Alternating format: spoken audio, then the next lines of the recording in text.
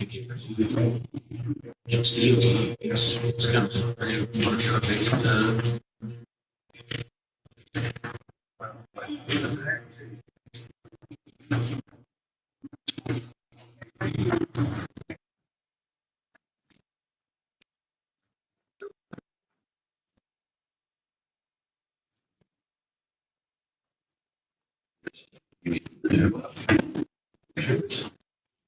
Oh, yeah, I guess I did. Maybe you guys need to get a memo for green shirts. Ready? Okay. I'd like to welcome everybody to the Williamson County Board of Commissioners meeting. It's June 27th at 1:00 p.m. in the afternoon. Roll call, please. Barlow. Present. Present. Is there any old business that we need to discuss first? If not, we'll go ahead and move on to new business. We have the approval of the Soul Briggs subdivision. Travis? Solberg subdivision, is a one lot subdivision, down in Lake Egypt. We reviewed the subdivision. There was a variance request. Our variance requires 75-foot frontage, our policy, and they requested 50 foot. And based on conversations I had between you guys, we felt like 50 foot was reasonable, and based on the fact that that was reasonable to get in and out. Right. So as long as you guys are ready to approve that, I checked with the county clerk's office and all the taxes are up to date. So there's a packet here with all that explained. You guys, everybody need to sign and then it'll be good. Okay. I think it's important to reiterate the point that we did check with the fire chief and to make sure that they can get their trucks in and out. Right. And this isn't based on, we're shrugging our shoulders and just saying, okay, based on fact and checking. So with that being said, I just need a motion to for the approval. I'll make it because I'm thrilled this is done. Been a lot of calls about it. So Yeah. I am just, I've been down there, I've seen the property. So I definitely want to make the motion to approve this Soulbridge subdivision. It was a long time coming to getting the survey corrected and all that stuff. So Yeah, so this is the vacation of 22-06-27-05. that's No. a different. That's a Where is it? I don't think it's on the my packet. You got it all? I don't have any I information. said, this didn't look right. Yeah, this is it right here. There you go. Oh, okay. Okay. So this, I didn't think this was it. You're just approving this up. So we're new. Yeah, I make a motion to approve. Second. Jim Marlowe, Yeah. Brent Gentry, Yeah. Ben Atkinson. Yes. I looked down and said, I didn't think it was a vacation. I just mentioned that splitting by deed is 50 foot as well, so. Right. So it's consistent. It's consistent. Second item on the under new business is a petition to vacate the Orchard Homes on Gabby Road near Pittsburgh. Okay, so you guys are probably aware of this, but this was a subdivision that was established years ago by a coal mining company. It's never been developed, so it's just been sitting there on a map. So we had a request to vacate it. Part of it was under the jurisdiction of Pittsburgh. So Pittsburgh has passed an amendment to vacate their portion. Now, you guys pass your ordinance to vacate, that'll get the rest of it gone. We had to make them do it first because they have property in the front. So they have prepared a new meets and bounds legal description of the vacation. They've indicated who the roads will go to and provided a new plan. And so, Alex, as far as I'm concerned, it meets everything. And Alex is okay with it too, so That's okay. that's okay, yep. This is another one. Many emails and many phone calls. So be glad to do it.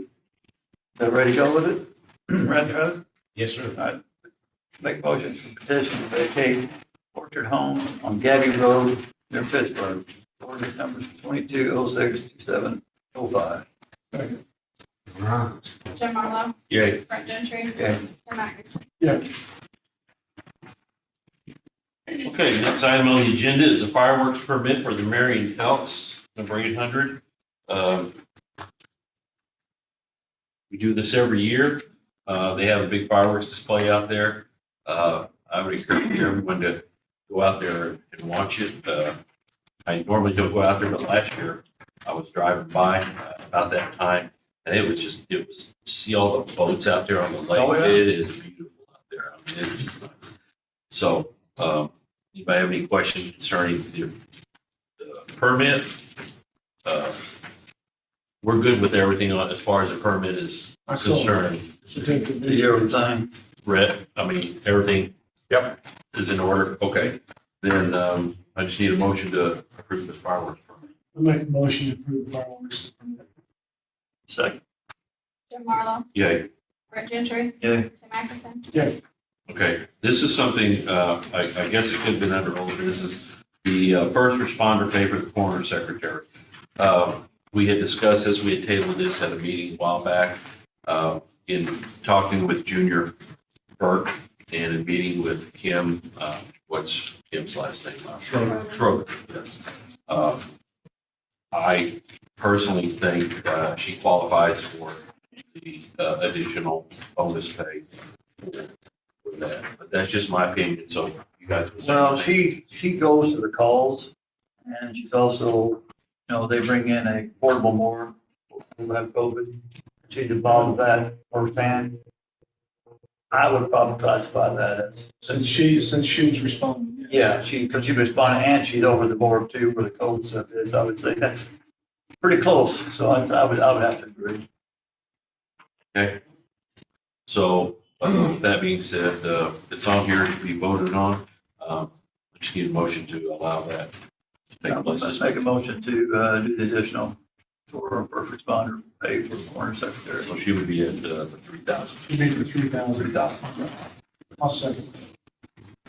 Jim Marlowe. Yeah. Brett Gentry. Yeah. Tim Atkinson, Okay, now we have the appraiser. Alex? Take the X, buddy. Come on in. All right, this could have been with the board of review meeting, but this is kind of time sensitive. Got a quote from Real Estate Analysis Corporation to do an appraisal for PTAB, Property Tax Appeal Board. Menards filed on us. They didn't like what the board of review said. So we need to submit an appraisal competing against their appraisal. Their appraisal came back at $33 a square foot. We were at $45 a square foot on that. Approximately 174,000 square feet. The appraisal cost, as you can see from your packet, would be $7,500 plus travel. A little bit more than what we had been spending, but this is a specialty appraisal. They've got other specialties that they do, so it kind of be a trial for this to be our specialty firm. So, Alex, you and I were kind of trying to calculate what the travel costs would be. What would we say we're about 400? About? we came up to just over 8,000 all told. Yeah. Again, Right. I did get confirmation from Marion Schools, they would enter into the standard 60/40 with us on this as well. Well, Yep. Still more than we do, so. Real Estate Analysis Corporation, they've got about 7 different qualified appraisals on in-house. So you would like for us then to go ahead and approve the use of this? Yep. Guys have any questions or anything to talk about? Is the board approving this, or is it the property tax appeal board that needs to approve it? PTAB is out of Springfield. This would either be the board or board of. I guess what I'm asking is what entity needs to approve this, the county board or the board of review? Because I know Jackson County has its own separate board of review, and I know that these guys serve It's as. kind of, I mean, kind of what it you're would saying. come out of, I think last year we paid for it out of contingency. Okay. Out of the general fund budget, So so. we can have the board make that motion and approval today, but then we need the board of review to make a formal acceptance of it as well at their next meeting. Yeah. We could run that by the board of review if you'd like me to get them.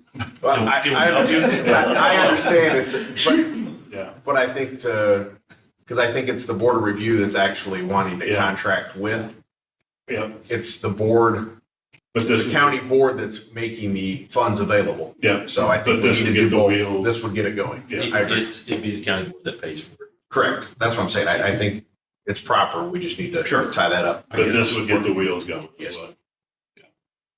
All right, that being said, then, just need a motion to approve this. I'll make a motion to approve. Second. Marlo, Yep. Brett Gentry. Yeah. Tim Atkinson. If I may say one more thing Yeah. about the deal with the coroner, like months ago, Junior told me, and probably told you guys too, that when they go out on these calls and people would have COVID, he's got these assistant coroners, he's got a few assistant coroners that work for him. He said he was gonna pay them some money out of his funds instead of asking for the ARPA funds for them. So he paid something, I don't know, he gave them something for their time, efforts, going towards those calls. Just so that he did his part on that too, so. That's Junior's always been a good guy to work with. Oh, yeah. Never had any problem. Awesome He individual. pays his share, so. Sure. He does. Okay, before we go on any further, does anybody have anything they want to say about anything before we get into this next issue? Okay, if not, Travis, I'll turn it back over to you. This is a highway issue. Yeah, so I guess. Before, because we're going to open this at the floor up to the public, but before we do that, I want you to explain the background of what we're looking at. So, Tyler Bridge Road, kind of east of Creel.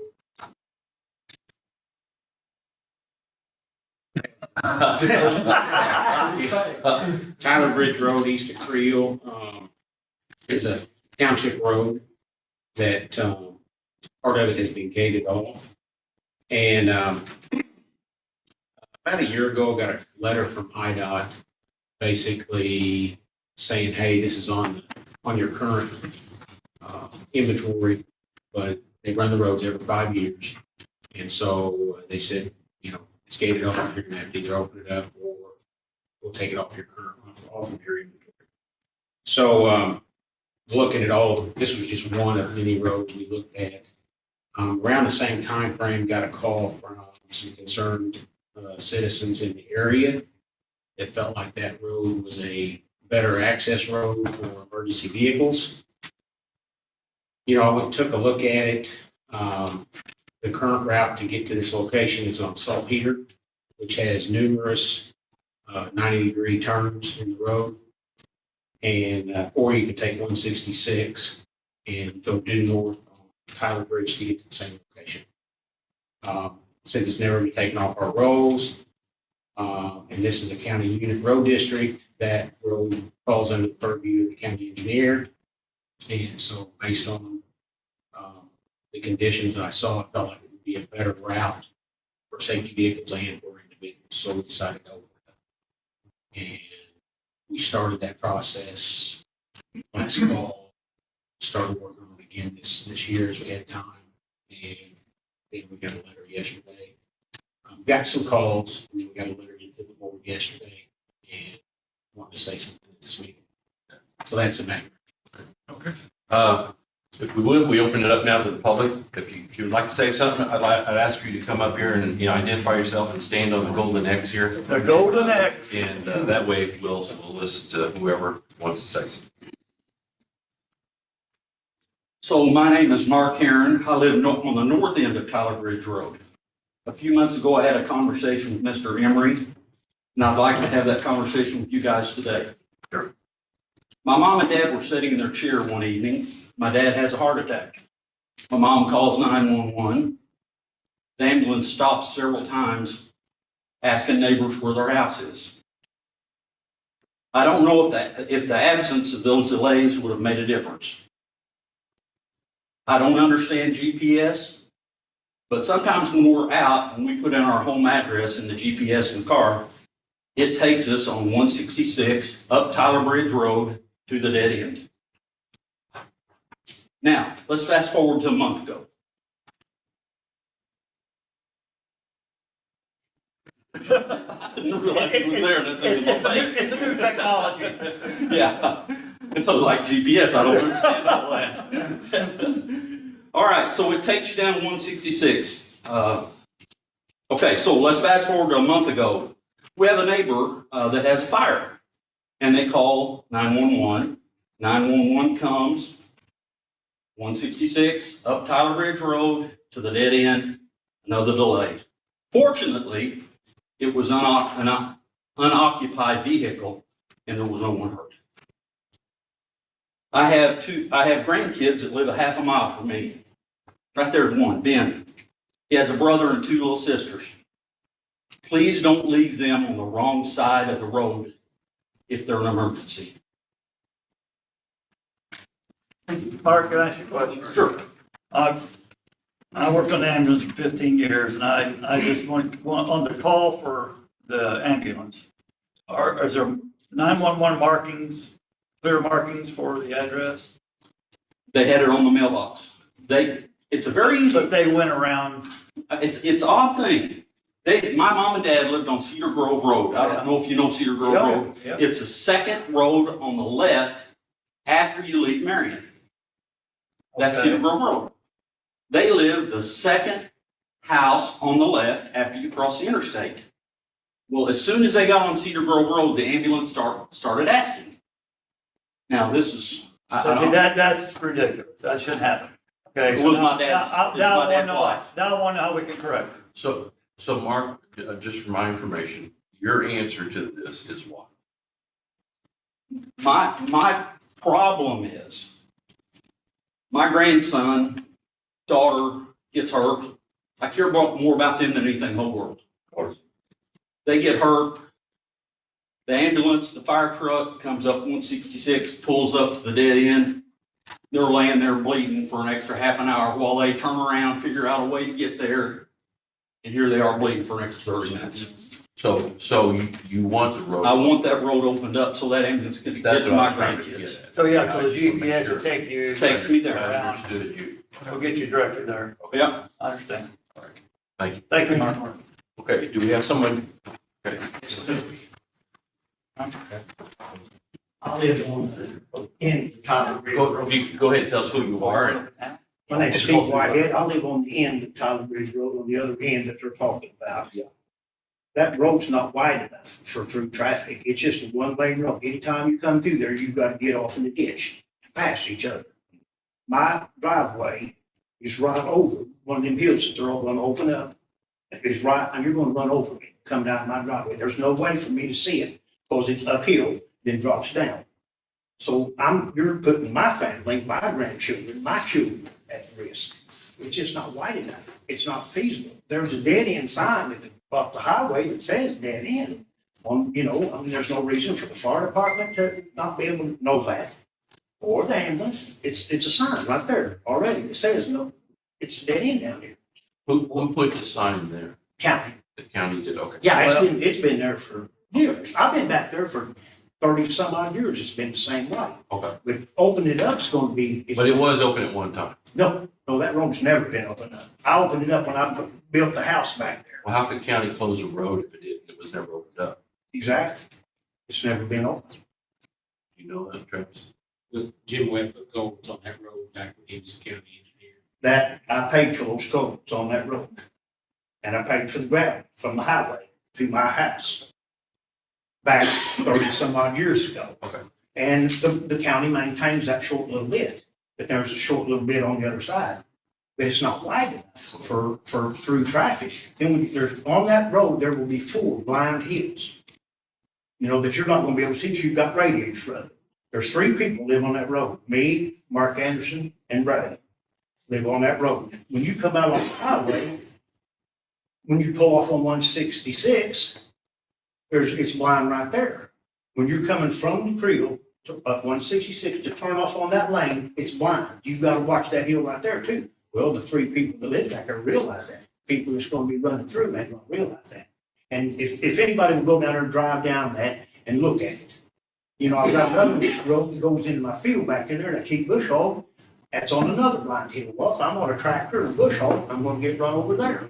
Let me ask you a question. I'm a believer in trying to split the difference, okay, on things, okay? Again, working from the ambulance standpoint, your adrenaline's so high when you're going to follow that GPS. Right. Right. Okay, and that's what we That did. needs fixed. All right, so I don't know how that fixed. Right, I'm like, Mark, I have no idea about that. If you are hurt or your combine wire flips over, are you not concerned about getting somebody there quickly to No. help you? No. Not at all? No.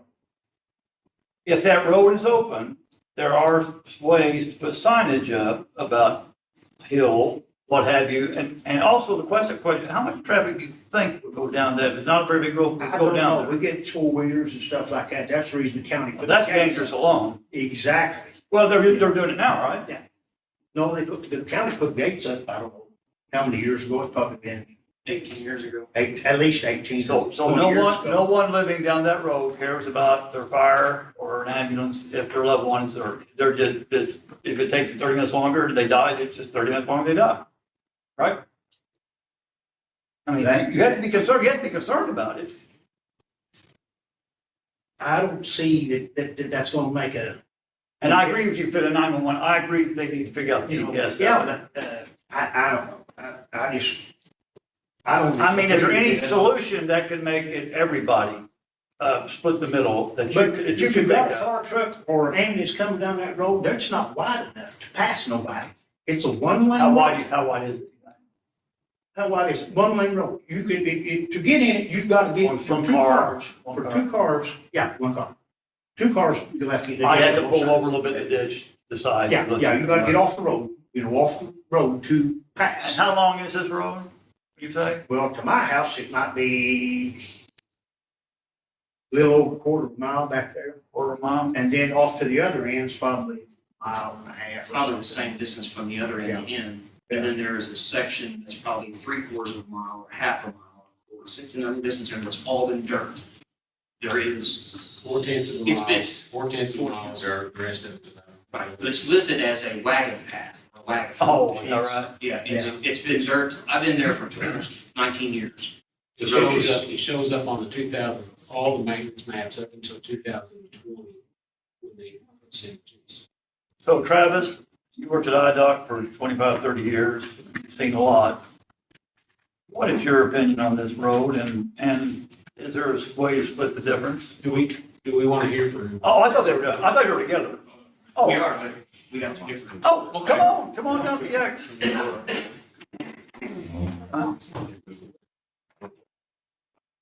Can you put Google Earth up on this, Alex? Well, you know, Alex, can you get us a view on that screen up there? What, I've got, is anybody zooming? Ray, he's got it. I've got the road, I just Oh, I'm can't sorry, I figure thought out you where were- it's at. I thought you were Oh. speaking. My name is Raymond Allen. Okay. And I've lived on that road. I'm on 166 edge of that road. I'm the first house Gotcha, in, he's the gotcha. last house in. Mark Anderson's the middle house. And probably 12 years ago, I actually put a request into the mail department, to the postal service, for us to move our mailboxes to the ends of our driveways. Right. Because we have to walk across Well, should they? 166, and they said they can't do it. They declined my request for the reason of, they come out and they reviewed it. When you're pulling it out of Tyler Ridge Road, you go to your left, there's a blind hill with a dip on the other side. Bad enough, the dip is low enough that a semi, if you're sitting in a car, can be hidden in that dip for about 4 seconds. And when you pull out, it's just off the crest of the hill enough that I've almost been hit so many times that I know to count to 6. If you don't count to 6, there's a chance you can't see the road. They denied the request because they said it put the postal delivery guy at undue risk because he has to cross the traffic on that blind hill and then you have to pull out of that on that blind hill. Yeah. That's just on the entrance at Tyler Ridge Road 166. Well, this morning I went back to check on Mark, which is the neighbor who has cancer, on that road, and I met a county truck. Standard pickup truck. I'm in a Dakota. We both had to get at least 2.5 feet off the road to pass each other. This is the road they're wanting to pass or open. And the road's never been open. It's actually listed as a wagon path or wagon road. It's always been dirt. And I've been in this house about 19 years. And before the first 6 months, there was not a gate up. Forwards would come blasting up through there. Trucks would come up through there from mud and getting dirt all over the road. And they would not see, I'm on the top of the fourth hill right there at the intersection. And they would almost slide out into the highway because they wouldn't see the sign on time. They're stopping. My neighbor lives across the street from me, and he's worried they're gonna come across and hit his car in the driveway by missing that stop sign. But it's just, the roads are, there's 4 blind hills. They're very, very steep hills. They've only got 40 foot of right of way in the section that's not. And the first time I went down there was Friday, and we come up and filed a complaint, and we didn't want the road open. Now, I've actually went as far enough as to go to the other side and count how long it takes, time it. Going from Creel, if you're going from Creel to that road, you can travel the speed limit on the road that's approved is wide enough. It's gonna take them 60 seconds longer to go from Creel to the other end of Tyler Ridge Road.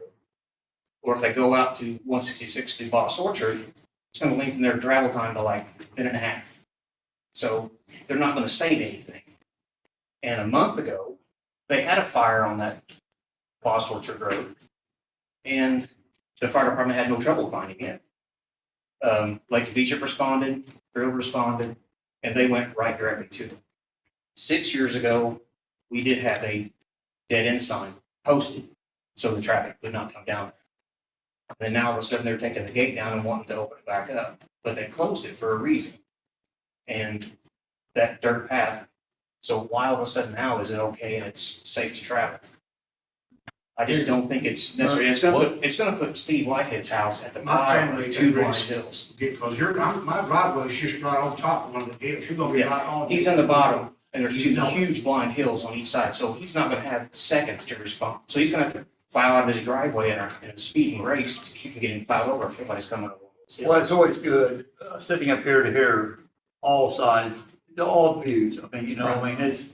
If they wanna widen the road, That's great. That's what I was gonna, open it up. that's what I was gonna ask Travis is. The fire truck right now, you couldn't get a fire truck down that road, and whoever else meets them will have to be completely off the road in order to get the fire truck through. If I thought rescue couldn't get to my house, I'd have a panic attack. So I mean, It's gonna cost them 60 seconds if they go up Salt. if they know where they're going, if they're a new person, they don't really, they have to ask me, what's ridiculous. I have a friend on the Lake and Beach Fire Department. Yeah. And I contacted when I see the smoke over at the Johns' place last month. They had a fire. Yeah. And I said, hey, looks like it might be a house. He said, we're already en route. They never slowed down. Nobody turned on my road. They went straight right up 166. Boss Orchard was there. And I don't understand. Now, don't get me wrong. The person who's got the worst part is the guy on the other end. He would have to travel the farthest to gain this. If he wants it closed. What'd you say about it? He doesn't want it open. Nobody on Tyler Bridge Road wants that road How open. about the gentleman that has cancer? What'd he say about it? Oh, he absolutely wants it closed because he was almost killed on that road. Yeah, he got a head. Years ago, he got hit in the head on. He was in a Ford Dually and 3 kids were in a Ford Mustang. And they were jumping those hills and they hit him and bent the frame on the Dually and Mark was unconscious for 3 days. And they didn't know he was even gonna make it because these kids are playing on this road because of the hills. It's definitely not safe. Well, I mean, you both have good point of views. To me, not speaking for me. Travis, I'm gonna go back, let's see, you've been here a few years, Greg was here 10 years. Then Jim was here, so you're going back 20 plus years, and there was something done there by Jim, back here with culvert. It's never been gravelled. It's always been Then the dirt. culverts that they The culverts. put in, Yeah, no, yeah. They've been washed out several times. Due to the they're water. big enough Yeah. to handle what's. So I mean, most of these guys, I mean, you're the expert, Well, I don't look, know they the both road. have valid points. yes, We have, in Williamson County, we have, I mean, this is not the only road in Williamson County that would be narrow and have hills. There's Yeah. numerous miles of roads like that. You know, my consideration when I was looking at that was the fact that an emergency vehicle can get there faster. 60 seconds or a heart attack can save a life. That's the bottom line. So how many lives are you gonna kill? Yeah. People gonna travel that road with a little Well, line. I think it's gonna be a very low volume road. We are gonna clear out as much trees as we can in the 40-foot right of way that we have. The whole road is 40 foot. It's not just that area, the whole road is 40 foot. And we'll widen out the road as much as we can, we'll chip it and bring it up to the best standard possible within the right of way that's there. When you got competing interests like this, you make the best decision you can at the time. And, you know, when you look at Saltpeter Road, there's 5 or 6 90-degree turns. It is clearly a slower route to get to the same location. And going down 166, that's the reason, with this being a county unit, is the township road commissioner basically has it. It's never been taken off the IDOT rolls. And so that was what I planned on doing, and that would be my recommendation. As I, I'll go ahead. as I see this, this is not a voting issue on our agenda. So we can't vote on this at all. The problem I see a lot of times, and not just with the highway department, with throughout the county, as time goes on, no matter what the issue is, you have different department heads. Travis is the department head of the highway department. He's our highway engineer. We've had highway engineers in the past who may have opened it. We have highway engineers in the past who may have closed it. We have highway engineers in the past that do one thing, then we get new highway engineers and they'll do something else. Okay. The bottom line though, two things. Number one, this is not a voting issue for the county board to vote on. Number two, when we hire the highway engineer, he is the department head, and we put our trust in him that he makes the correct decisions on whatever actions, and that his actions are based on solid evidence or grounds or facts or whatever you want to go by. In this case, I know a lot of it has to do with funding from IDOT, from what I understand. But whatever, me personally, I'm going to go with whatever Travis decides. We hired him to be our highway engineer to make these decisions. I know nothing about road maintenance or anything, so that's just my personal view. But IDOT doesn't have any control of county roads. They don't have any say. IDOT runs those roads every 5. So Oh, they ain't run that road because it's never been a road. It's a path. IDOT looks at all the roads in the county every 5 years. And so the 2015 maintenance map showed Tyler Bridge Road. But you gotta understand, the standard for keeping a road open, according to IDOT, is very low. That dirt path, as long as it's mowed back, and the dirt path is there, is enough for them to pay to keep it open. So the thing that caused them to say they're going to take it off the rolls was when they showed up in the beginning. Sometimes they may not run every road every 5 Or the 8-inch trees that grow up in the center. No, there's no 8-inch trees. There, Not now. there was just before they cleared that out last year. They come through there and took that bush hog on a stick. Went We there and shoved trees cannot over cut on an my 8-inch property. tree with a bush hog. Just you can't. No, there's no 8-inch trees in it, but there was There trees was. over it and. There were they- trees growing up, that's Yeah, correct. down there, And they IDOT pushed looked, them over on my ground. IDOT seen the gate, they seen the trees growing up, said you gotta improve this to get it. So we made the minimal amount of improvement. That's what we believe. And at that time, I was told that it was not going to be open. That's right, I wasn't. And Mr. Heron called my office. And that's, so you can see the dilemma I'm in. I've got competing interests. I mean, I understand your point of the hills, I do. But I also have another competing interest that says, hey, this could save a lot. So Travis, Somebody- Travis, get somebody if you killed. open that road back up, I hear correctly, you're going to chip that road. Yes. And widen it up as much As as much as possible. possible. Will that bring it to approximate standards of other roads that we have in No. this county? Because it takes 80 feet to make those roads 2-lane. Okay, so They don't there have the are, property. there are, So- there are many roads in Williamson County that we call dust control that are 10 to 14 foot long. And this road will meet that minimum standard. So that would be similar to other roads. if I'm Yes. understanding correctly. Yes, it will. And we'll receive, I assume, motor fuel tax. We have never stopped receiving fuel tax. I've looked back many years, and this road has always shown up on the maintenance. Okay. All right. Then. So if you go forward on the oil and chip, that you're gonna keep it closed until the work is done. Yeah, we've got the pipes ordered to put in. Takes 2 pipes to put in. I've ordered 1,100 ton of 3-inch minus to build a base for it. And then we'll top it off and we'll Okay, chip so- it. Hopefully this fall we can get done. So you already going there, okay. Yeah, we I put the didn't know, I first- didn't know. we put the first 8 loads of 3-inch minus on, I think, the north end last Friday. And then then of course the rain over the weekend, we didn't do anything today. Plus I told them to hold on to see what happened here at this meeting.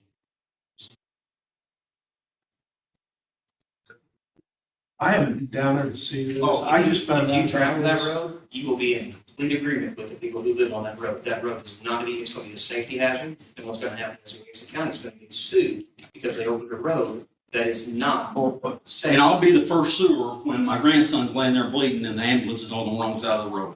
That's a GPS And then issue. me on the other And end. me on the other Kids end. get down. Or when he gets killed coming out of his driveway. Or when the neighbor gets his car totaled out because somebody misses the stop sign and gets hit by a semi coming across. The road Like is I not said, safe. I saw this complaint, it came in Friday afternoon. And I haven't had time to go down there and take a look at this road. So If they want to open it I'll drive and down there make this it week where it's two cars can and take a pass. look at this road. Yeah. Just to say, I want to see it for myself before I make any kind of decision on at least who I'm at on this. If My, they, if my they, driveway is the very end on coming off off 166. 166. I know. I wish you would. And if the road can be widened where it's safe to be traveled on, I've got no problem with that. But in once addition to again, that, there's this not is- enough, there's not this is- enough road what I understand wide is your to make it decision. safe. It's not gonna be any different than any road in Williamson County. We got a number of those dust control roads. I mean, yeah, is there a blind deal? Yes, There's 4 blind hills. you know. And it's Are there blind very, hills? it's not just a blind hill, it's a very steep blind Locations, hill. yes. And I'm driving a standard pickup truck, and they were in a truck today, and we both had to get completely off the road. If we'd have been at the peak of the hill, we might hit each other. There's one section up there that I think you'd have trouble even getting by. I think it's your place. It is. We built out the embankment on here for your pole barn. Yeah. So, I've had a little gravel there, which that's not a big deal. We can be sloped back to the right of it, because there's only 5 foot of your right where it's there. So I can get access in and out of my building. Did you get a permit for that? No,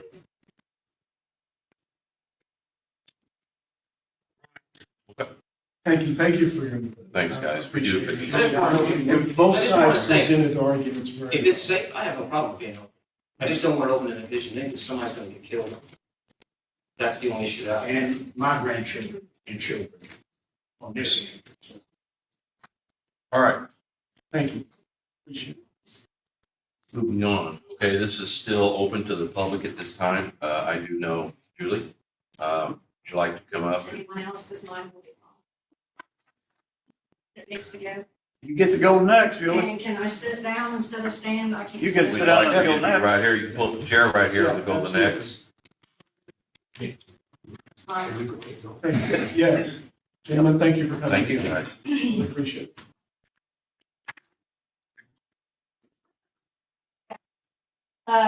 Julie Griffin, I live on Samuel Road.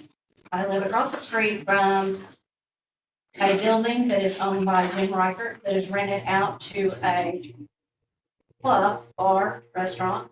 Not really sure what it is, what their licensing is. What the name of it is. Right now, it still has Club 262 on it, which was the previous renter. This is the at least 5th bar that's been at this establishment. My understanding, it's 618 Lord of the Wings on Moore 37 from Marion. Their liquor license was transferred from Marion to Carterville. No, it was county. Well, county, it's all It's county. always been county. Yeah, county, sorry. Well, their county, it was a Marion address, so it was a county liquor license. It was It was county because they were in county. county, and we're county. I'm considered county even though I have Carterville address and. Yeah, you say you think of Carterville, you think. Yeah, you think of Carterville, it's actually county, so this is all county. I've had at least 15 complaints that I have formally signed with the police over noise. Cars being there, you know, they sit out in the parking lot, they don't go in. We have recently had a new thing where, they started dancing on top of the cars out in the parking lot. I'm not twerking. And I have a couple of questions as to, if you look on Cyber Drive, Illinois, their business license is actually void as of April 8th, 2022, The Lord of the Wings or the other one? Lord of the Wings. Okay, so they're not the Lord of the Wings now? I have no idea what they Have are. they changed in it? Well, I'm just asking because it could be the whole business is closed down if they had the so-called wing. When Brett and I looked at this, I don't know they, what they're called. they did not, they let their license expire with the Secretary of the State's office. And the report from the Secretary of State, correct me if it's wrong, give me the right interpretation. So it was involuntarily dissolved on April 8th, 2022.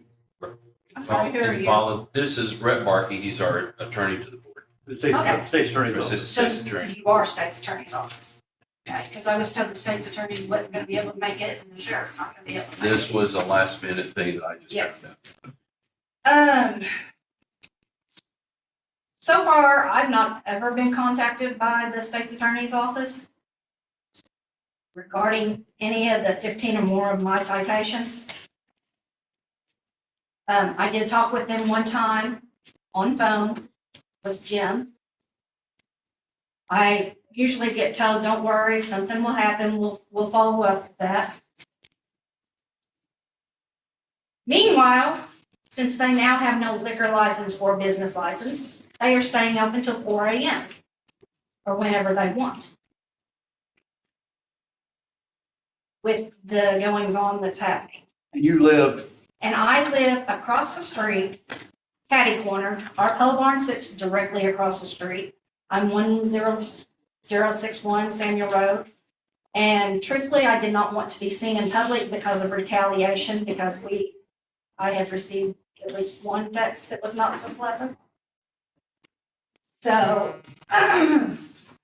it's kind of actually putting my family in danger because I am complaining about a business. So, well, you're not complaining about the business, but you're. no, I'm not complaining much about the business. I don't care if any business is there, as long as it's a law-abiding business that we still have enjoyable peace and can enjoy our property. As of now, they open at 10 or 11 o'clock and the music thumps. And we can hear the thumping inside with 2 white noise machines, 2 fans going. And as you know, bass carries a different frequency, and that's the thumping that we hear. A lot of times they open the side door on the north end or even the front doors. We do have 24/7 surveillance, so we know when this is happening. I have pictures of everything. We have had cars back into our yard with people let out of the back of a vehicle running back onto a road that's via our property. We had a drunk lady, I have video, we have a drunk lady, a car or whatever that pulled in one night trying to drive through our yard. Backed up, almost hit one of our vehicles. Enough's enough. I'm tired of it. This is the 5th place. The building itself should be an indictment by Illinois law for this type of business, because these types of business, there has been, Stephanie's Cabaret was a strip bar. It was in there. Club 26 was ran, 262. There's a theory on the reason of the name. Sugar Ray's was another establishment. And as you know, usually it hasn't gotten to this point, but what I would rather it not is for guns to be involved. There was an argument. I had to call the cops twice this past weekend in one night. We've called the cops every time they're open. Cops come, I write a complaint, they give it to her, she turns the volume up louder. If we're outside, we get harassed and yelled at and called names if we're outside. I have grandkids at my house too. I have a husband that goes to work. I have a child that a son that works, he's not a child, a son that goes to work early in the mornings. But you can't go to work if you're waiting for somebody that's gonna pull in your, not waiting. If you get woke up by thumping music and cars that rev their engines, they like to sit in the parking lot, play the music as loud as they can, or else they do throw gravel. They race up and down the road when they leave, they come in, filling out the report with the sheriff's department. They yelled at one of the cars and said, slow down. They hang out the windows, they scream and they yell all the way. Sometimes the sheriff's department will let me fill out a complaint. Sometimes I'm told I can't. Because they know it's difficult and they know that I'm having a time. They wouldn't want to live there either. But I filled out one the night before. I can't do it tonight. We're not going to do it tonight. We didn't hear it. We didn't see it. So it doesn't exist. When did they tell you that? There's just different times. Did I have one where I've called back and actually talked with, I always call on, unless it's an emergency, I call non-emergency because sheriff's office has more to do than my complaints. You're right. You're right. And I don't want them there. I don't want to call them. It's silly. But when you can't sleep and you know there's people walking up and down the road, because sometimes they park in Kerner's Distributing, sometimes they'll park in Service Master if their parking lot is full. You get woke up because the girls are out partying on top of the car, screaming, yelling, dancing. Got video, you want to see it? I'll give you 24/7 hour color video. I'm tired of it. I want something done with it. You've got a place that's running. They don't even have a liquor license, but yet they're still open. They're serving alcohol. I was told that they said that if they're serving alcohol, they're saying they're an event. Check the laws with the state. You still got to have a license to be an event. It's in your own ordinance. I can tell you firsthand that And Brent and I have actually I actually lived at my property before Jim Reichert ever built this building. I go way back. Okay. So, I was liquor commissioner way back with some of the other ones, and I've sat in the parking lot in their driveway.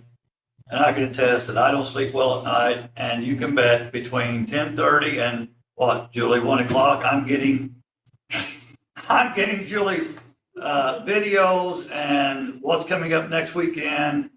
And hear the thumping and the people hooping and hollering on cars and driving through her yard. And Julie, I don't know how you deal with it. It's shameful. I don't give, anyone can have a business. You're a bar, that's Sure. fine. Most bars do not have the activity that goes on in the parking lots and inside that this bar has going on.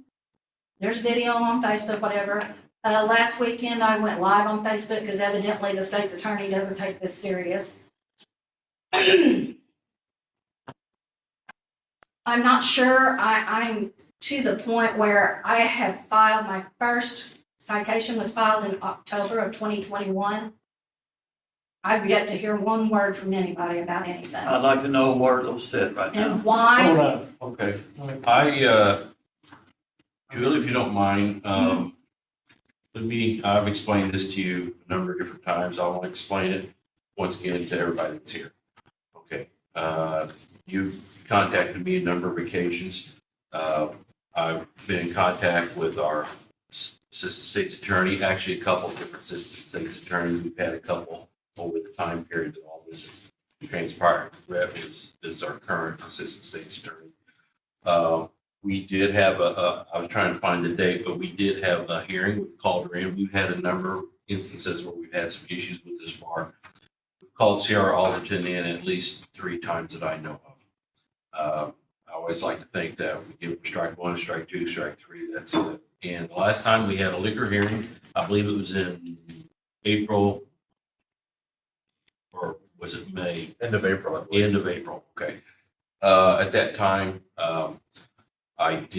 they were in violation on a couple of different violations. I did revoke their license, and I fined them $1,000 on 2 different citations, for $2,000 total, gave them 30 days to pay. 30 days was up last Friday, the 24th. To my knowledge, they have not paid. So now they're in violation of not paying their fine. All right. So all of this goes from out of my hands as liquor commissioner, and then it goes to the state's attorney's office for prosecution. As a liquor commissioner, I issue liquor licenses, or any one of us who is liquor commissioner issues liquor licenses. And hopefully that people will abide by the ordinance. For the most part, they do. But when they don't, then it's the job of the commissioner, the liquor license commissioner, to find out why. And that's what I've done. We found out, like I said, taken care of it. I've been in contact with the Illinois State Police. I've been in contact with the Illinois Liquor Commission. We had a meeting, Brett and I had a conference call with Avi Zishook, who is the attorney to the Illinois State Liquor Commission. I had a meeting with Matt Workman, who is the chief enforcement officer of the Illinois State Liquor Commission for this area. That's about where it's gone. I didn't really get much help. I don't know, Rhett, if you thought any differently, but I don't think we really got much help from the Illinois State Liquor Commission. Can I interject here? Let me finish, please. Okay. And so, with that being said, we did go ahead and hold this meeting and everything, and we pulled their license. Now, to bring you up to speed a little bit, I've seen the videos that you've sent, and I forwarded them on. I've been working, trying to get Benny and Brandon. I've been texting Brandon and emailing Brandon and Rhett along. As a matter of fact, I was very frustrated Saturday, and I sent a text that the people of Williamson County deserve better than what we're getting on this issue. If I put myself, like I've told her, if I live there and I've got this issue, I am the same way. I have no idea how they're operating as a business. They claim to be a restaurant. Well, to the best of our knowledge, they're not registered as a business. And let me make one thing clear. As a restaurant that serves alcohol, you can have people in your place if they're under 21, if 51% of your sales are food-based, all right? For example, O'Charlie's, Applebee's, at least 51% of their sales are food-based. So they can have employees under 21 in, and I believe they can serve alcohol and everything to whoever's there ordering a meal with, and they want an alcoholic beverage with. But if it's not, then you're considered a bar, and as a bar, you have to be 21 to enter into a bar. Okay, 51%, even if they're operating as a restaurant, 51% of their sales is not food-based. All they sell, to the best of my knowledge, is wings and stuff. But as we found out, they're not even registered as a restaurant. No. You're correct. They're operating as. They have a permit at the restaurant, not county. They have a permit as a restaurant, but they're not registered with the Secretary of State to have a business license. And the Illinois Liquor Commission, Matt Workman told me that they have the insight into the Illinois Department of Revenue and Illinois Department of Labor. They were all going to check into this. They had to keep at least 90 days worth of receipts on site of their liquor purchases from a wholesaler. They can't just go to Sam's and buy alcohol. They have to buy it from a wholesaler. I don't think they have 90 days worth of receipts there, but regardless, they don't even have a liquor license. They can't, they're operating as a venue for entertainment, much like the pavilion would be, and bringing in entertainment. Number one, once again, they don't have a business license. Number two, they don't have a permit to bring in this stuff.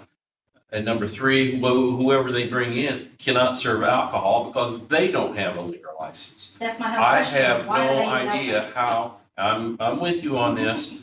I have no idea how this continues to operate. The only answer is residing in the state's attorney's office. Now, let me read you real quickly here. I just received this, and this was the police report from the sheriff on June 25th, which would have been Saturday. And John, I'm going to give that to you. Thanks. Becky, give that to Becky. Okay. Anybody else This- think I could get it for you? Yeah, we can make a copy if anybody else wants one. I'll get them too. I'd like one since I can't get one. I'll I think this one, I've got another one. I've asked and my Florida was. All right, it says, this is from Sergeant Neely. And it says, "Good morning, Sheriff. This is Sergeant Neely's report.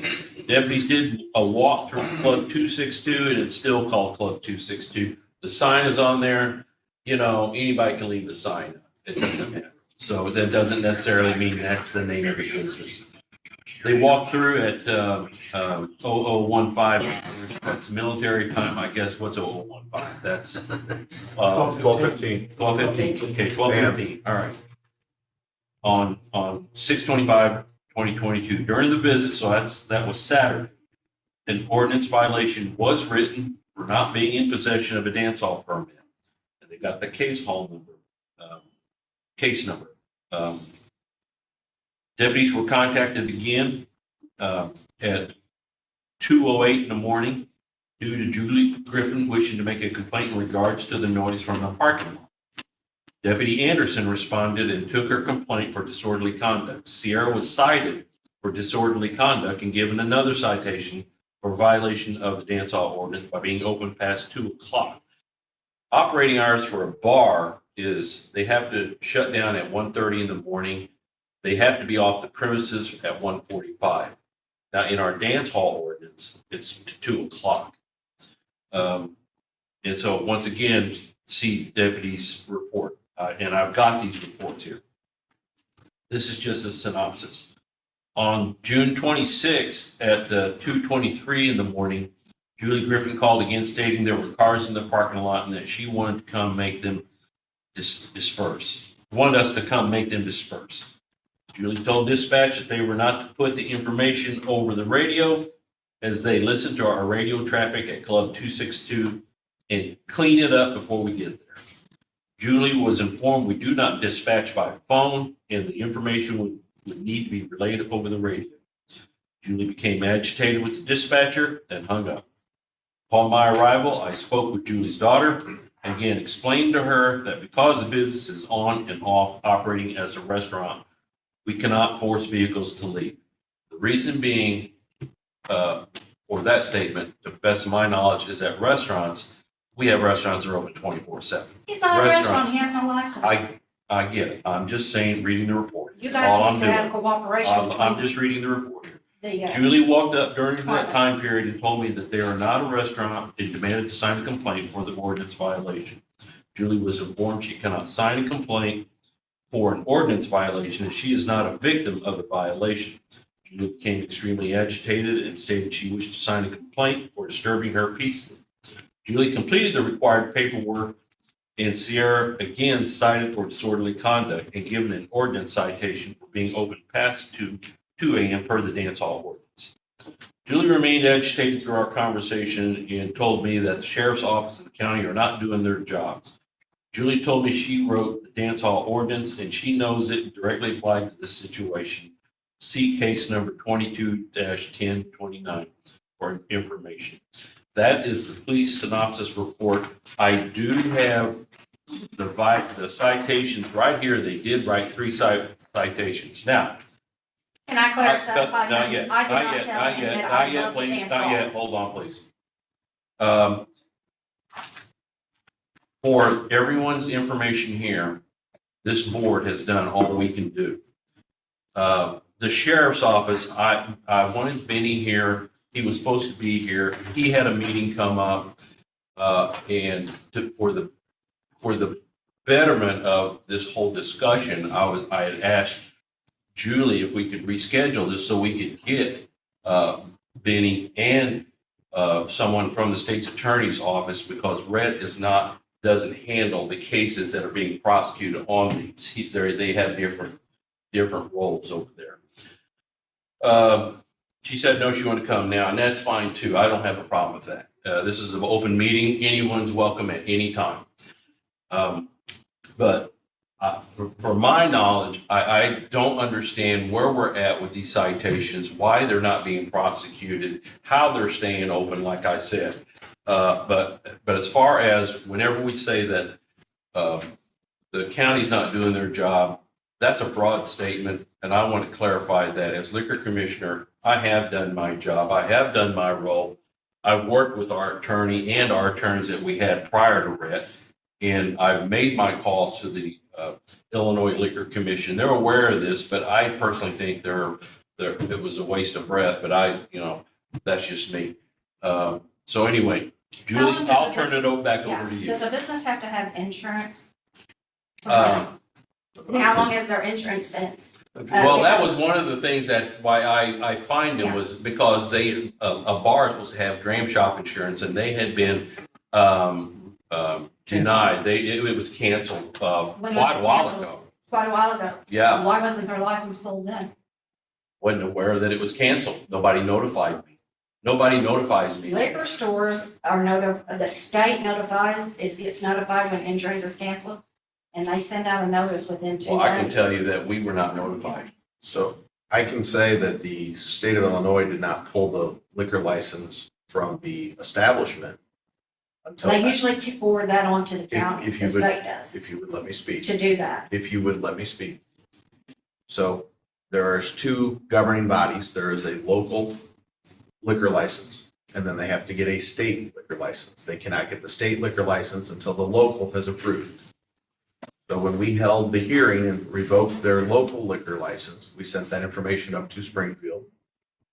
They then wait for the appeal process to make sure that there's not an appeal filed, because if there is an appeal filed, the state continues the liquor license until that appeal is actually heard. Now, you referenced that the business does not have a license. Williamson County does not have a restaurant license. They have approval from the health department to be able to be food certified, but they do not have a specific restaurant license. So therefore, the entity can be open, even if they aren't a good restaurant or are a half restaurant, or however they want to deem it, they're allowed to remain open. The only thing that the county could do was pull the liquor license, notify the state, then they pulled that license, and then now are issuing citations, which to my understanding are being reviewed by the state's attorney's office. And there may be some that have already been filed for charges. I don't have that information. That is outside of my purview. The reason being is they've already got 3 consecutive weekends at parties. This next weekend, they've called Players Ball. Brett, I know you're familiar with Players Ball, because we've dealt with that a couple of times. They have a Players Ball, then one weekend they have a Chicago rapper coming in. And I understand that, and they can have events as long as they don't violate the laws. And so if And what there's, law is specific for the events, because they're serving alcohol. well, clearly you notified as far as the noise, so that would be a violation of the law. But yet they don't get shut down. If they're selling alcohol, then that is a violation, at which point another citation can be issued. So there's a variety of different things that, I mean, obviously, if there's guns on the premises, Yes, because I get told when the cops come out, sometimes it just kind of depends. For the most part, they do good. There's nothing I can do, contact your commissioners. Sometimes there's nothing we can do, you gotta call the cops. State's attorney, I called one day and talked to a lady, she had no idea what I was even talking about, she hadn't seen any citations. I mean, if I may, I've been here quite a while, and I've sat with many boards, and I want to be clear that I'm probably liquor commissioner 4 or 5 times, and I've dealt with some pretty tough stuff, okay? I've sat in his shoes, counting 4 or 5 times. And I worked under a different guy. I worked under Dave with the state, and Dave worked with me very well.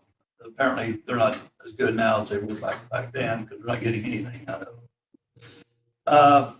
I have to agree 100%, but Jim, I would like to know where these citations are at the state's attorney's office, and why nothing's happened. That's the first thing I'd like to know. And keep in mind that we talk about, they say contact the commissioners. The commissioners, there is one liquor commissioner. They sit in the meetings. We don't sit in the meetings. So I don't know what they talk about in these hearings and all this kind of stuff. I can tell you how I did it years ago, and they're not doing it the way I did it. They may not be able to. I had undercover go in, not with badges on, and they would catch them in the act, and that's when we would smash them, okay? There is no doubt in my mind they are serving alcohol or selling it in there right now. every single weekend. He did the right thing, he pulled the license. But they're still getting, the liquor is in there, okay? So if you come up with a badge on and they know what's going on, because they listen to the traffic, okay? They've done that for years, Yes. okay? And I go back to 4 or 5 businesses. And so they do it for years, so they are going to be ahead of the game. Don't anybody do anything, they're gonna be coming. The badge comes in, they're gonna see nothing. Send a non-badge in and see what they see. If they do it then, you smash them. Okay? If you see that exchange go across, that's the end of the party. That's what we did back then. And as of 9 o'clock this morning, Pike County Health still has a food permit with them, Dr. Tony. So even though I don't believe for a minute they have a lot of food, but it's a party, okay? It's a party. And then they go from there to Old Route 13, and it goes on and on and on and on. And I would not want to be in your shoes. I know you're aggravated. You're sitting here in front of this camera today. It's a bold move, and I understand that. He did his part by pulling the license. But I would still, I know Benny sat here the other day and said, what do I need? Give me what I need to do. He wanted guidance, okay? I don't, but undercover is what we did back then. So I don't know. Let me address that. And we did talk about undercover. And you have to understand, and I do not want this to become a racial issue, but this is more predominantly a black bar. I did contact the state's attorney or the Illinois Liquor Commission. This is where I work with the Illinois State Police. Not the guy's name that I worked with. He's a local Marion guy, but he's in charge of this. And he said they have trouble finding someone qualified to go in undercover. That was one of the things we did try to explore. I'm not law enforcement.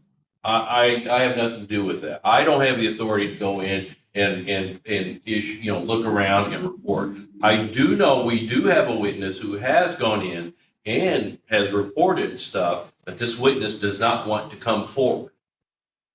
I can't force them. Well, I'm I've had actually other putting people myself- say, I'll do it, but I've told Benny that, but they said they're not credible witnesses. So that's what they're saying. If it went to court or whatever, that they can't rely on that. They need someone who is an undercover, officer, is what he means by legitimate, is what. They have he- to see it and then write the complaint. If you went in or I go in, we can't write the We complaint. explored that option, and I don't know anybody, I can't tell someone to go in there. It's law enforcement, and that's where I wanted Benny in here to explain that and help guide us on that, but he's not here. And you wanted the meeting right now, so that's why I said if we could postpone this just a little bit longer to where we could get some of these people in here, then you could ask them directly. We could Well, all. there'll be another meeting. I have one point to make. And probably state's attorneys. So in Williamson County, I guess anybody can go and open up I can open up my home and claim my old barn I'm having an event. I can charge to serve alcohol. I can put a flyer out on Facebook that I'm charging, what ages and the hours. You guys, nobody will nobody can do anything to me. You can find me and cite me, but you can't shut me down, because that hadn't happened over there. I can tell you that you can't charge for alcohol. That would be a violation for selling alcohol without a liquor license. Whether or not they can come in and lock a door, shut it down, kick people out, that is law enforcement. I cannot tell you the answer to that, one way or the other. I can See, tell you that yeah. Pike County Health Department, as far as the food license, they have a set standard that they have to look at, and as long as any place meets that, they can get issued a food handler's permit and technically have their restaurant license. So I know for a while they did not have a restaurant license or a restaurant certificate from Pike County due to the fact that their, I think, grease traps or something was faulty. They fixed those and then were able to start serving food if they so desired. Whether they do, I don't know. Never been in the place. Whether they buy their alcohol from Sam's and resell it, I don't know. I know that's against the law. And that's where the state liquor board can deal with that. We did discuss about underage serving. And we're told that the state liquor board currently has one underage informant that they have located up around the Chicago area, and they did not think that that person would come down here for it. That's my next question, which kind of falls, but, I don't know where this falls, but as far as my research, anyone who ever serves alcohol in a bar also has to have a Bassett license. They do. They do? They have to. No, you're saying they have to. They have, you're saying they have to? Yeah. Okay. Well, when you look up for the owner, there's never been a Bassett. The owner. The owner manager. specifically does not have to, but it has to have the manager, and there has to be a certain amount of people on duty in order to serve that. Did you look at the owner or the manager? Manager's there. Well, I've looked up several people that are supposedly connected to Okay. it, and I can't find one. I'm sure there's probably not one. There's not a dance hall license either. They didn't apply for a dance hall license. No.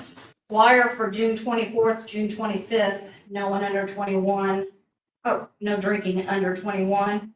I'm assuming they're posting that they are serving alcohol, since nobody can drink under 21.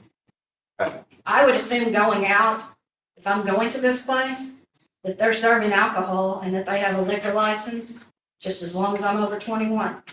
Well, whenever the deputies went out, after we pulled the license, they went back out to check. And they said that there was a fully stocked bar, there was a bartender, and a sign on the back wall saying that $40, $45, something like that for all mixed drinks all mixed night drinks long. all night long. Yeah, and with patrons there that had plastic cups with a liquid in it. We've got the individual who could identify everything that what we really need, but that individual doesn't want to testify. So, Well, but what I'm saying Yeah. is still, how can this place, when I call the cops and they're open at 2:30 in the morning, why can they not, why a they citation? chase Sure, them sure, off? why can't they close them Why can't down? they chase Why them can't off? they And go that's over a there and say, question. you got to leave? that's a question for Benny. They're illegal. That's that's a what I'm question for saying. Benny. And he's not here. He was gonna be here, that's why earlier, but then he got called away to. But see, when I get told there's nothing they can do but fill out a You citation. can't go out there. Well, the citations aren't getting done with it. So that's, you can go one. I can do all I want with the citation, but it's still not doing any good. The police can. Nothing was done with my citation. You know, my view on these businesses, I don't care what kind of business this is or who runs it. I care about if every other business has to go by the rules and the laws, Absolutely. they all have to go by the rules and the laws, and this place is not. Not, and they're getting away with it. Other businesses are paying their liquor license fee, their business licenses, and this place is not paying anything. And this is what we need answers from the state's attorney's office. The state's attorney is the chief law enforcement officer of the county. You know, they said they're tired of dealing with it. Do something about it so I don't have to call. State's attorney, I mean, you know, I don't wanna have to call. But when I've got people walking up and standing in my yard and things like that, She has some pretty amazing videos. 2:30 in the night, I have very, very, very good video. I have color video, So this, 24/7. a lot of these questions that we need the answers to the answers come from the state's attorney's office. And some possibly from Benny, that we might get some clarification. And I don't like being told that I can't write I can't file a complaint either. Well, And I I've get a got phone 3 of them that they wrote. This $500 worth sitting there.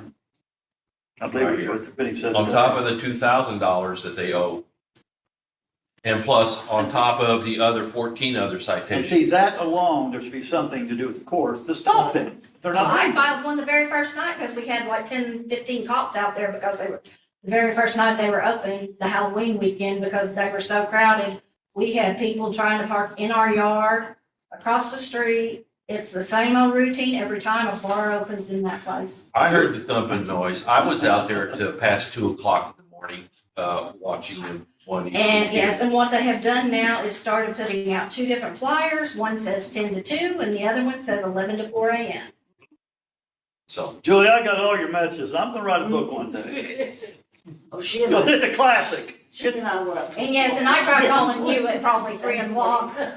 Saturday morning because I I didn't guess hear I my was phone. hot. I didn't write the dance hall thing. I was just the lone person that helped tell, I was here when it happened because I lived across the street. I knew about it. What I did was I cited the dance hall 2:00 curfew and told the cop that regardless, they don't have a Yeah, license he wasn't up to and that snuff they on had that, to, so. Well, I get nothing done. Shut them down. It's illegal. Everything on that premises is illegal. What you're telling us is what needs to be told to Yes. the state's attorney, to the deputy. and we'll have Or another the meeting and sheriff. have them here, but we need to make sure they're gonna be here first. Yeah, that's So fine. it is an issue. I agree with you 100%. I So have, should we hold off on it until the, And the, put it sec- out yeah. until we. I did I have can't one tell more you kind what. of question. Okay, thank you.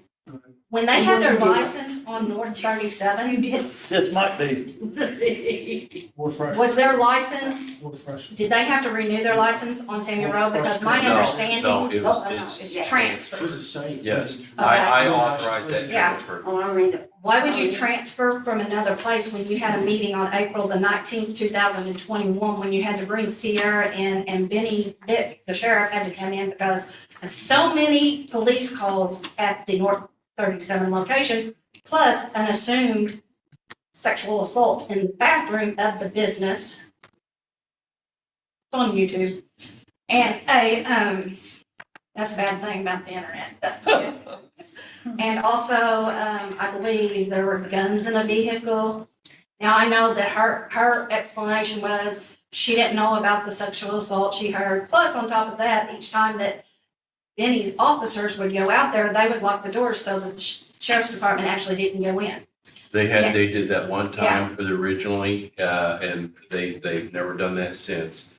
At the time, on those other things that you're talking about, that didn't come into play. and you know, Julie. And they moved, and we can authorize a transfer, and we did. Okay. Now, Yeah. I will say this, after all this is said and done, the smoke clears.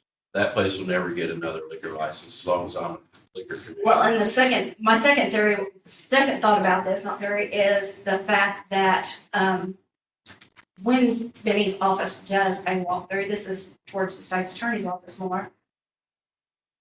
And when they do a citation, they won't go in and hand her a citation without backup, but I'm supposed to live across the street from her. And the fact that each time they do a walkthrough and they send a report, it's usually when they're not busy. People did not start going to this place until 2:00 in the morning, Saturday night. The cars, I actually had fell asleep. And at 2:10, whenever I made the first phone call, I got woke up because the cars started coming down the road, honking, blaring the music. Our house started shaking. I got woke up. Dog got woke up. My grandkids got woke up. I think they go in too early. Well, they were all coming usually. Now they're coming, probably from another bar that's closed down at 2:00 or whatever, since they're staying open till 4:00 and, I kind of actually was upset Saturday night because I was kind of made out to be more of the bad person in this situation because I called twice. And I know they don't like filling out those reports because they said, well, we just, cut and paste now because we had to fill out so many reports from you. At the very beginning, Julie, when you asked me about, is there a noise ordinance violation? And I told you there wasn't. There is a state. There's under disorderly conduct, and the officer told you there wasn't. Yeah. I told you disorderly. He was a new guy, Okay. and he didn't know. Yeah. But, yeah. Yeah, and he came out the next day and he apologized and I filed a citing. He's a new There guy. actually is noise ordinance in Illinois. Mhm. Yeah. When your county doesn't have it, it falls under the The state. EPA, Yeah. the state. That's right. And the county can be held responsible for bringing in the right equipment. There's only 2 people that can court testify. But if you can hear the music from inside the building, from my house, then it's too loud. And I'm not talking about like daytime business or anything like that because we don't open till 10 or 11 o'clock at night. So, this is late at night. It's not your normal kind of business. I mean, it's a business bar, whatever music.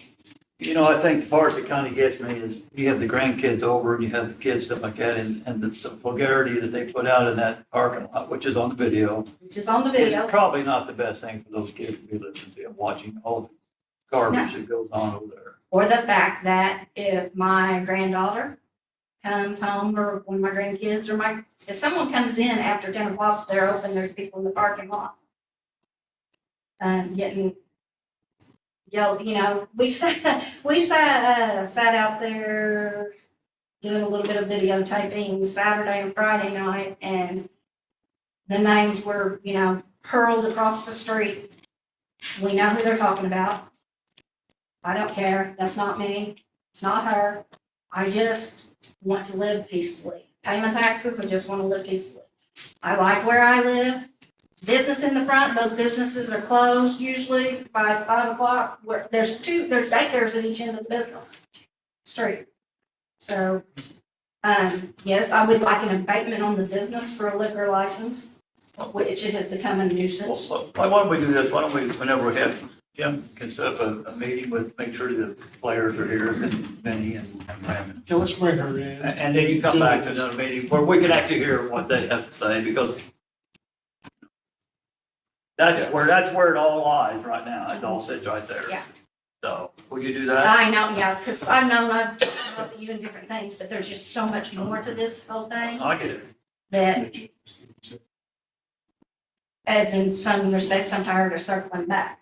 I'm not gonna circle back no more. I I understand. understand your frustration. We appreciate you, Julie, and then And like I Jim said, can call you when the meeting's set up, and everybody's here. that Williamson County deserves better than this. So, I don't know where the problem lies, but we'll find out. So, thank you, Julie. Thank you. All right, Julie. Ashley, did you have something you wanted to share? Can you top that, Ashley? I'm gonna defer. The only thing I'll just give you an update on is that, the second tranche of the ARPA money will be done Friday. So I don't know what you guys want to do with those checks. They'll be cut ready to go July 1st. For employees, I mean, yeah, get them out of it, yeah. We've already sent out, you got a copy of that email that I sent out to be proactive. We've already put the money, did a wire, it's coming to ARPA clearing council, we'll have plenty to be able to put in for payroll and cover that. The rest of the stuff, we need to have another ARPA meeting pretty soon. 'Cause I'm sure we got projects now that are up, and we haven't had any more requests for payments on ARPA yet. No. Well, I mean, the only one I can update you on, Blairsville, they only gave me $4,050 of their $5,000 they requested. So I guess I just wanted to let you guys know, I'm only gonna give them $4,050 until they provide more invoices. Yeah, that's what we set this up. They understand. That's what we set this whole thing up. Waivers and liens. So they're gonna, I mean, I'll be cutting that check this week to get all. So what you're saying is, make sure I'm saying, something I'd like to see done, I think that's what you're saying, is we're gonna get the employees, let's get that finished up first, and let's see how much we got left, and then we'll start looking into the project. Yeah, we need to start I mean, I looking can at tell you these how other much projects. I mean, basically, I just advanced 300,000. Last time was 270. You're probably looking somewhere ish in the same range, so 600,000. Okay, all right. Is all you're gonna have. So let's get that done first. That'll be done Friday, so then you can start, that's the only other request. Is there anything else from anyone else? Do we have anybody in the waiting room? Keep forgetting. I mean, technology. So, okay, well, just. What do we want to set it up a meeting? Probably too late for Wednesday. So, Yeah, we can move it to Thursday or something. or we can just hold it next Wednesday. Brett? Yes. Would you be available any of those days? That would be in July. I'd like to get that on the calendar. We can do a Thursday or Friday. What day was 6? Or we do the 30th or the Friday. I don't have anything that Monday. He's into bed. You don't have anything on Monday? What's the date? Monday. July 4th. No, I'm trying to catch, oh, funny, you're real funny, right? Oh, go back We'll call on. it in. We'll schedule a meeting and then we'll cut out, let him. We already have it scheduled for the 6th. Okay, let's just keep that down. Let's just keep the 6th, but let's keep that date. Okay, What time, Tim? 115. 115. Yeah, that's what we said. And, before. and do we want to have projects, you guys ready to have some more projects ready? Look at it. Yeah. Well, I guess pick another, Go ahead, one of you start looking at it, pass them along. Go ahead and pick out, let's go ahead and do that and see if. Instead of making copies, just one look at them, pass them down the hill. I was kind of hoping we would spend some more money by now on these projects we already awarded. what about the commissioner's motorcycle fund? Yeah. That's not gonna happen, Jim. It's, all right. I tried. All right, we done then? Yep, I see a motion. I'll make a motion to adjourn. I'll second it. Jim Marlowe, Yay. Rich Gentry, Okay, Tim Atkinson. Okay, on to 6. Thank you all. Mark, thanks for coming in, appreciate it. I'm leaving town Friday for 3 weeks. If you guys need me, reach me on the phone. I think we're pretty clear. And, Thank you. pretty much at this point, it's I don't in care his where you hands. put it. I can tell you. I should got every. 15 years. Seen it on decapitation of little Davies. Lives more important. What's that?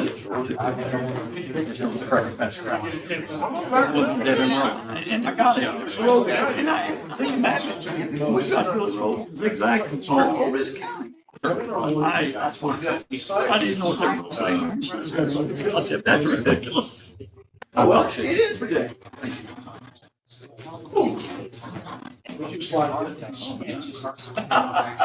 That's about 30.